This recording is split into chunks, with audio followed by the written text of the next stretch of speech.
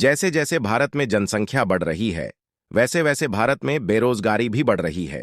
क्या है इसका मेन कारण? क्या गंदी राजनीति, या लोगों के पास स्किल्स न होना, या लोगों का कम पढ़ा लिखा होना? एक नई योजना ला रहे हैं, पहली नौकरी पक्की। 30 लाख सरकारी नौकरियां हैं जो नरेंद्र मोदी ने आपको नहीं दी। बहनों, रोजगार आपको आपके प्रदेश में मिलना चाहिए कि नहीं मिलना चाहिए? आपके इलाके में मिलना चाहिए कि नहीं मिलना चाहिए? 15 अगस्त तक हम इन पे कार्रवाई करके ये जो नौकरियां हैं आपके हवाले शुरू कर देंगे। So young voters are saying unemployment is their main worry. So Narendra Modi promised millions of jobs when he first came to power in 2014. During the period of long-term deterioration, the unemployment rate in Bihar is almost 47%. On the employment situation in India, I am with you today. Millions of young Indians face the risk of unemployment. आज के दिन देश का सबसे बड़ा मुद्दा बन चुका है. Who was in this country? That's what it is. Data tells us. Yeah, so I think the CMIE data which has been released, and this data also gets released every month. In fact, a little difference. NSSO की report ने बेरोजगारी के ऊपर बहुत ही चौंकाने वाला data बताया है दोस्तों। आज के दिन हमारे देश में अनएम्प्लॉयमेंट की इतनी बुरी हालत है जितनी पिछले 50 सालों में नहीं हुई है। अनएम्प्लॉयमेंट रेट 7.38% टच कर चुका है, जिसने कि सारे रिकॉर्ड तोड़ दिए हैं। अब आप खुद NSSO की हिस्टोरिकल रिपोर्ट को देख सकते हो कि इसमें कितनी बुरी हालत हो चुकी है। NSSO की रिपोर्ट के अकॉर्डिंग अनएम्प्लॉयमेंट रेट जनवरी से मार्च 2023 के अकॉर्डिंग 9.2% हो चुका है, और CMIE की रिपोर्ट के अकॉर्डिंग अनएम्प्लॉयमेंट रेट दिसंबर 2023 के अकॉर्डिंग 8.7% हो चुका है। जबकि अगर आप फोर्ब्स की रिपोर्ट देखते हो तो 2013 में कांग्रेस के टाइम पर अनएम्प्लॉयमेंट रेट 5.42% था, और 2014 में बीजेपी के टाइम पर 5.44% हो गया था, और अब अक्टूबर 2023 में अनएम्प्लॉयमेंट रेट 10.5% हो चुका है। यूथ की बेरोजगारी का अगर आप ब्रेकडाउन देखोगे दोस्तों, तो आपको दिखेगा कि अर्बन एरिया की रूरल एरिया से भी ज्यादा बुरी हालत है। इतने भयानक डाटा ने सबको चौंका कर रख दिया है। जाहिर सी बात है, सवाल तो उठेगा ही, NSSO कौन है और इसकी रिपोर्ट कितनी एक्यूरेट है और कितनी ट्रस्टेबल है? तो NSSO है दोस्तों नेशनल सैंपल सर्वे ऑफिस। ये हमारी मिनिस्ट्री ऑफ स्टेटिस्टिक्स के अंदर एक डिपार्टमेंट है। ये बहुत बड़ा डिपार्टमेंट है। इसका काम है डाटा कलेक्ट करना और देश भर में लार्ज स्केल सर्वे कराना। यह सर्वे कराता है फैक्ट्री और जॉब्स के ऊपर। ये जो जॉब्स सर्वे है 2012 से 13 तक हर 5 साल बाद कराया जाता था। उसके बाद सरकार ने डिसाइड किया कि यह सर्वे हर साल कराया जाना चाहिए, परंतु अब यह हर 3 महीने बाद होता है। NSSO ने 2017 में PLFS periodical labour force survey launch किया। इसके अंदर 3 बॉडी थी। WPR वर्कर पॉपुलेशन रेशियो, इसका काम था बेरोजगारों की संख्या को देखना। LFPR labour force participation rate, इसका काम था कितने मजदूर काम कर रहे हैं। CWS current weekly status. इसका कहना है दोस्तों कि एक हफ्ते के एक दिन में अगर कोई व्यक्ति 1 घंटा काम करता है तो उसको बेरोजगार नहीं माना जाएगा। तो दोस्तों आप ही बताइए कि अगर एक व्यक्ति को एक हफ्ते में एक दिन के लिए 1 घंटा काम मिलता है तो वह इतनी महंगाई में अपने घर का गुजारा कैसे चलाएगा? सोचने वाली बात है दोस्तों। करंटली जो हमारे पास डाटा है वो जनवरी से मार्च 2023 का है। जो ये सर्वे होते हैं हाउस होल्ड सर्वे होते हैं, जिसको NSSO के लोग घर घर जाकर पूछते हैं कि आपकी फैमिली में जॉब्स के क्या हालात हैं। ये बहुत ही ट्रस्टेबल इंडिकेटर रिपोर्ट मानी जाती है। परंतु 2023 में जो सर्वे हुआ है वह ऑनलाइन सोर्स के माध्यम से हुआ है। पूर्व prime minister economic advisor council के चेयरमैन विवेक देब्रॉय का भी यही कहना है। NSO बेस्ट तरीका है अनएम्प्लॉयमेंट को मेजर करने का। यह बात उसने 2018 से 19 में कही थी। अब देखो दोस्तों, NSSO तो एक डिपार्टमेंट है जो गवर्नमेंट के अंदर आती है।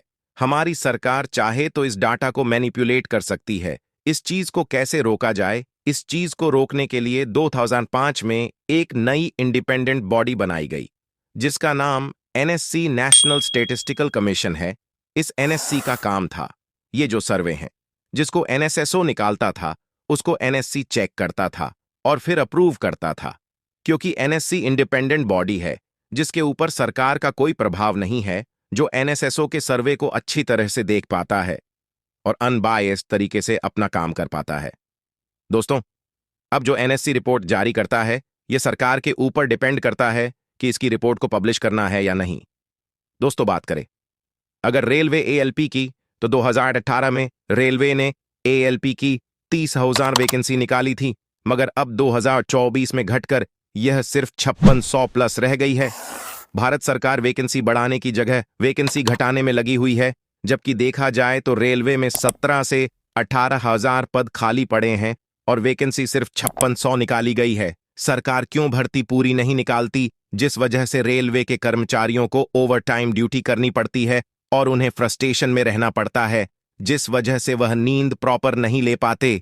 इसी वजह से उड़ीसा बालासोर जैसी घटनाएं देखने को मिलती हैं और हजारों लोगों को अपनी जान गंवानी पड़ती है। जैसे उड़ीसा ट्रेन हादसे में 288 लोगों की जान गई थी और 900 प्लस लोग इंजर्ड हुए थे। इससे पहले भी ऐसी बहुत सारी घटनाएं हो चुकी हैं। रेलवे को इन सभी घटनाओं से सीख लेनी चाहिए और सभी वैकेंसीज को फुलफिल करना चाहिए। बात करें भारत में सबसे ज्यादा बेरोजगार राज्य की, तो पहला नंबर हरियाणा का आता है, जिसमें बेरोजगारी दर 37.4% है। हरियाणा में लिटरेसी रेट 75.55% है, जिसमें मेल 84.6% पढ़े लिखे हैं और फीमेल 65.94% पढ़ी लिखी हैं। बात करें यहां सरकारी जॉब की, तो हरियाणा सरकार पहले भर्ती निकालती है, फिर 2 से 4 महीने तो उसके फॉर्म भरने में ही निकल जाते हैं, परंतु जो भर्ती निकलती है उसका एग्जाम 1 से 2 साल तक नहीं लिया जाता। अगर लिया जाता है तो पेपर ही लीक हो जाता है। उसके बाद उस भर्ती पर कोर्ट केस हो जाता है और वो भर्ती तब तक चलती है जब तक लोकसभा या विधानसभा के इलेक्शन नहीं आ जाते। एग्जाम्पल के लिए HSSC CET के फॉर्म 2020 में भरने शुरू हुए थे और 2022 तक फॉर्म ही भरे गए और 2022 के अंत में HSSC CET का एग्जाम हुआ और 2022 में रिजल्ट आया, मगर फिर भी हरियाणा के लोगों को नौकरी नहीं मिली, क्योंकि ये पेपर सिर्फ क्वालिफाई नेचर था। इसके बेस पर नौकरी निकलेगी, पेपर होगा और जिसके ज्यादा नंबर होंगे उसको नौकरी मिलेगी। और साल 2019 में CET ग्रुप डी के फॉर्म निकलते हैं और साल 2023 के जून तक CET ग्रुप डी के फॉर्म ही भरे जाते हैं और कुल फॉर्म 13.84 लाख भरे जाते हैं, जिसमें SC कैटेगरी की फीस 250 रुपये होती है और जनरल कैटेगरी की फीस 500 रुपये होती है। जबकि देखा जाए तो कुल पद 13,536 होते हैं और आवेदक 13.84 लाख होते हैं। अगर हम देखें तो 13.84 लाख में से जनरल कैटेगरी के आवेदक लगभग 6 लाख और अदर कैटेगरी के आवेदक लगभग 7 लाख है। अगर हम 6 लाख इंटू 500 करें तो 30 करोड़ आता है और 7 लाख इंटू 250 करे तो 17.5 करोड़ आता है। मतलब हरियाणा सरकार 47.5 करोड़ रुपए कमा लेती है CET ग्रुप डी के आवेदकों से और बदले में उम्मीदवारों को 4 साल से सिर्फ निराशा ही हाथ लगती है। मतलब साफ है दोस्तों, इनको 5 साल में नौकरी इलेक्शन के दौरान ही देनी होती है, परंतु उसका भी पूरा भरोसा नहीं है। इसके बावजूद भी खट्टर सरकार का कहना है कि हमने हरियाणा में 9 साल में 30 करोड़ लोगों को रोजगार दिया है।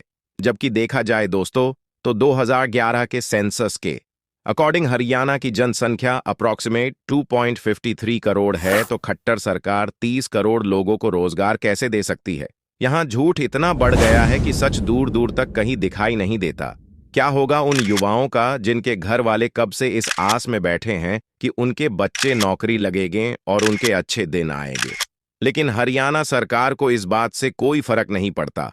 उन्हें तो बस अपनी रोटियां सेकने से मतलब है। हरियाणा सरकार से मेरी रिक्वेस्ट है कि वह नौकरियों का टाइम टेबल निकाले कि इस दिन वैकेंसी निकलेगी, इस दिन एग्जाम होगा और इस दिन रिजल्ट आएगा। इससे होगा ये कि कोई भी युवा अपना टाइम खराब नहीं करेगा। अब बात करें दूसरे बेरोजगार राज्य की, वो है राजस्थान। राजस्थान जितना बड़ा है उतनी ही बड़ी वहां पर बेरोजगारी है। वहां का अनएम्प्लॉयमेंट रेट 28.5% है और वहां का लिटरेसी रेट 66.11% है। वहां मेल 79.19% पढ़े लिखे हैं और फीमेल 52.12% पढ़ी लिखी हैं। यहां की सरकार का कहना है कि उन्होंने अपने कार्यकाल में 1 लाख नौकरियां दी हैं, फिर भी यहां पर अनपढ़ता और बेरोजगारी चरम सीमा पर है। क्या आपको लगता है दोस्तों कि यहां की सरकार रोजगार और शिक्षा के स्तर को बढ़ाने का प्रयास कर रही है? इसका आंसर है नहीं, क्योंकि जिस हिसाब से यहां के हालात हैं उस हिसाब से तो बिल्कुल भी नहीं लगता। अब बात करते हैं बिहार की। बिहार में अनएम्प्लॉयमेंट दर 17.55% है, यहाँ लिटरेसी रेट 61.80% है, मेल 71.20% पढ़े लिखे हैं और फीमेल 51.50% पढ़ी लिखी हैं। कि यहाँ के लोग केवल खाने पर ही काम कर लेते हैं। इसकी जनसंख्या 12.5 करोड़ है। ऑस्ट्रेलिया जैसे इसमें से 6 निकाले जा सकते हैं। यहाँ की सरकार रोजगार और शिक्षा पर बहुत ही कम ध्यान देती है। इसी कारण से यहाँ अनएम्प्लॉयमेंट ज्यादा है। दोस्तों, बात करें अगर झारखंड राज्य की, तो इसकी जनसंख्या 4 करोड़ के लगभग है और इसमें अनएम्प्लॉयमेंट दर 17.54% है। यहाँ का लिटरेसी रेट 66.41% है, मेल 76.84% पढ़े लिखे हैं और फीमेल 55.42% पढ़ी लिखी हैं। दोस्तों, बात करें अगर मध्य प्रदेश राज्य की, तो 26 अप्रैल 2023 को पटवारी परीक्षा आयोजित की जाती है। इसके रिजल्ट जून में आयोजित किए जाते हैं। परीक्षा में लगभग 9.8 लाख युवा शामिल होते हैं और 9,000 युवाओं की मेरिट लिस्ट लगती है।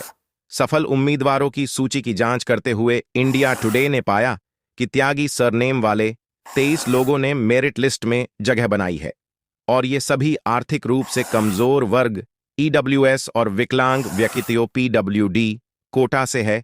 23 में से 15 उम्मीदवारों ने विकलांग व्यक्ति PWD कोटा से क्वालिफाई किया है और उनमें से 12 हियरिंग डिसेबिलिटी थे। यह पाया गया कि जिन 15 लोगों को PWD श्रेणी के माध्यम से चुना गया था, उनमें से 13 मुरैना जिले के थे।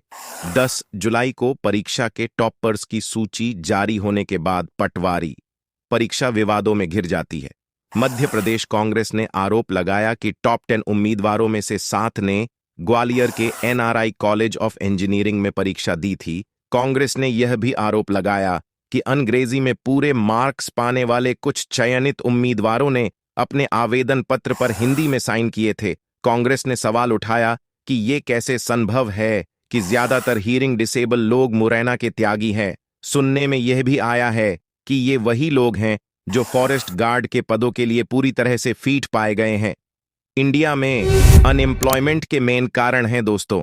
जैसे भारत बेरोजगारी में नंबर 1 है, वैसे ही जनसंख्या में भी नंबर 1 बन चुका है। भारत की जनसंख्या चाइना को भी पार कर चुकी है। चाइना की टोटल पॉपुलेशन 141 करोड़ है और इंडिया की पॉपुलेशन 142 करोड़ है। और दूसरा मेन कारण है करप्शन। जैसे नई योजना निकलती है, उसको पियोन से लेकर बड़े अधिकारी खा जाते हैं, जिस कारण से वह प्रॉपर तरीके से लागू नहीं हो पाती। भारत में गंदी राजनीति आपको देखने को मिलती है, चाहे वह कोई भी पार्टी हो। दोस्तों, चुनाव से पहले आपको झूठे वादे देखने को मिलते हैं। आपको बोला जाएगा आपको 2 करोड़ रोजगार मिलेंगे और सत्ता में आते ही नेताओं के रंग बदलने लगते हैं और भारत के युवाओं को बोला जाता है आप पकोड़ा बेचकर भी रोजगार पा सकते हैं। सत्ताधारी लोग भारत में हजारों करोड़ों रुपए गलत जगह यूज करते हैं। दोस्तों, जैसे मंदिर बनाने में, मूर्ति बनाने में वह अनयूजुअल चीजों पर पैसा वेस्ट करते हैं। दोस्तों, एजुकेशन भी बेरोजगारी का मेन कारण है। भारत में पढ़े लिखे लोग 77% हैं, जबकि अनपढ़ 23% है। अभी भी हमारे देश में अनपढ़ता बहुत ज्यादा है। दोस्तों, एजुकेशन के मामले में ये देश सबसे बेस्ट है। ये एजुकेशन पर सबसे ज्यादा पैसा खर्च करते हैं, जैसे United kingdom, United states, Australia, Netherlands, Sweden, France, Denmark और कनाडा। दोस्तों, हैरानी की बात तो यह है कि एजुकेशन के मामले में भारत का नंबर 62 है, जो कि एक अच्छा रैंक नहीं है।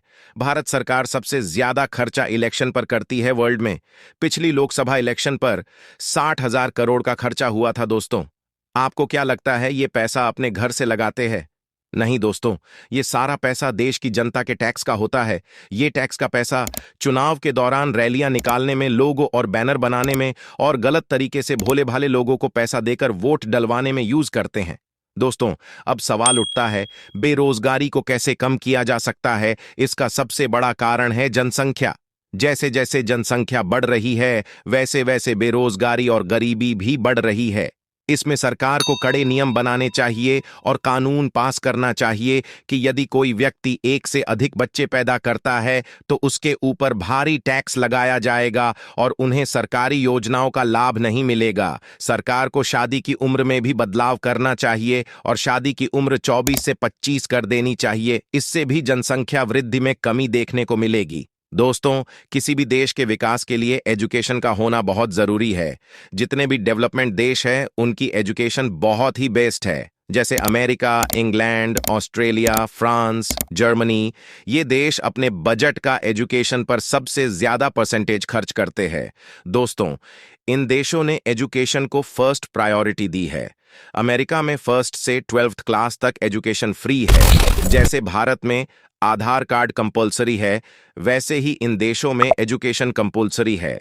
सरकार को स्किल ट्रेनिंग सेंटर ज्यादा खोलने चाहिए, जिसमें रिपेयरिंग सेंटर जैसे साइंस, टेक्नोलॉजी, इंजीनियरिंग जैसे स्किल सेंटर शामिल हो। दोस्तों, वैसे वर्तमान सरकार ने skill India, startup India, digital India आदि सेंटर खोल रखे हैं, परंतु इनके ऊपर कोई सीरियसली इंप्लीमेंट नहीं किया गया है।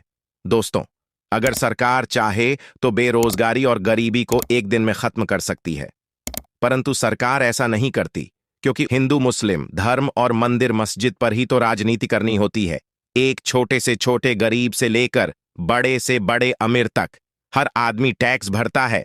वही टैक्स का पैसा सरकार मंदिर मस्जिद, बड़ी बड़ी मूर्तियां बनाने में खर्च करती है। इन चीजों से सरकार को कोई बेनिफिट नहीं होता है, न कोई रोजगार क्रिएट होता है। इनफैक्ट सरकार का रेवेन्यू कम होता है।